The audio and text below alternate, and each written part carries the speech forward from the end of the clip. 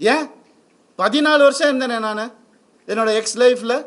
அப்போல்லாம் சொல்லி அவர் கடவுள், அவர் திட்டினதே கிடையாது, நான் தான் திட்டுவேன். எல்லா இன்டர்வியூ இருக்குது, எல்லா எவிடன்ஸும் வருது, நிறையா இருக்குது. 2 வருஷம் நான் குவைட்டாக இருந்தது உண்மை ஜெயிக்கணும், சத்தியம் நிலநாட்டணுன்ற ஒரே காரணத்துக்காக தான் நான் குவைட்டாக இருந்தேன். எல்லாம் வருது. உங்களுக்கு சர்ப்ரைஸ் வெயிட்டிங்ஸ் இல்லதெல்லாம் வெயிட் பண்ணுங்க, கொஞ்சம் எனக்காக பொறுமையாக இருங்க. அதான் ஃபெமினிசம். என்ன நினைச்சிட்டு இருக்கீங்க ஃபெமினிசம்னா? நான் யார்? நானும் ஃபெமினிஸ்ட் தாங்க. எப்படிங்க என் குடும்பத்தையும் நான் அகேன்ஸ்டா எப்படிங்க பேசுவேன்? 14 வருஷம் பேசலையே, பொறுத்துக்கிட்டேனே.